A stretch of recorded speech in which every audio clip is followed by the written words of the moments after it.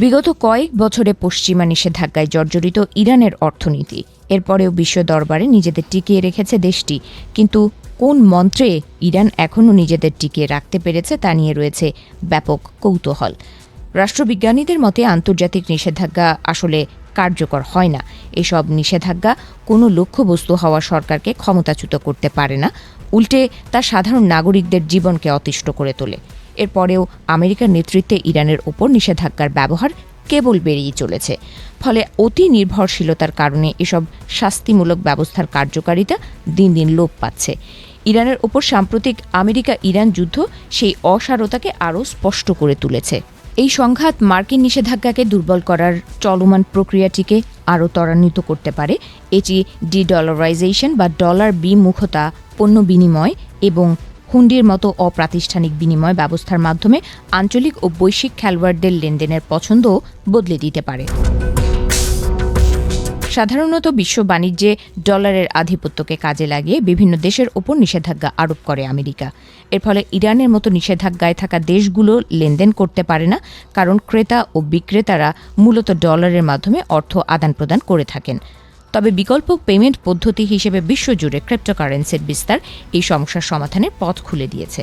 গত কয়েক বছরে ইরান তার আর্থিক লেনদেনের জন্য ক্রিপ্টোকারেন্সির ওপর ব্যাপকভাবে নির্ভর করতে শুরু করেছে।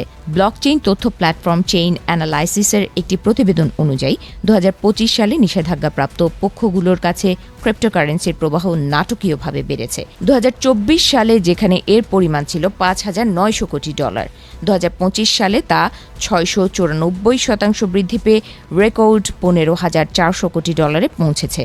বছরের শেষ প্রান্তিকে প্রাপ্ত মূল্যের 50%ই গেছে ইরানের ইসলামিক বিপ্লবী গার্ড IRGCর কাছে, যার পরিমাণ ছিল $300 কোটি। ইরান এই ক্রিপ্টোকারেন্সি জমা করে সেগুলোকে চীনা মুদ্রা RMBতে রূপান্তরিত করে। এরপর সেই অর্থ দিয়ে রুশ পণ্য কেনা হয় অথবা এশিয়ার বাজারগুলোতে বাণিজ্য পরিচালনা করা হয়। এভাবেই ইরান একটি বিকল্প আর্থিক ব্যবস্থার সঙ্গে নিজেকে জড়িয়ে নিচ্ছে, যা RMBকে শক্তিশালী করছে। তবে এই বিকল্প আর্থিক কাঠামো কেবল ক্রিপ্টোকারেন্সি বা RMBতে সীমাবদ্ধ নয়। এর নিচে রয়েছে আরও গভীরে প্রথিত কিছু অপ্রাতিষ্ঠানিক ব্যবস্থা, যেমন হুন্ডি নেটওয়ার্ক এবং পণ্য বিনিময় প্রথা। এই যুদ্ধ ও অবরোধের ফলে এগুলো এখন আঞ্চলিক ও বৈশ্বিক বাণিজ্যের মূল ধারায় চলে আসছে। হুন্ডি হলো শতাব্দীর পুরনো এক ব্যবস্থা, যেখানে সশরীরে অর্থ না পাঠিয়ে দালালের মাধ্যমে বিভিন্ন স্থানে লেনদেন করা হয়।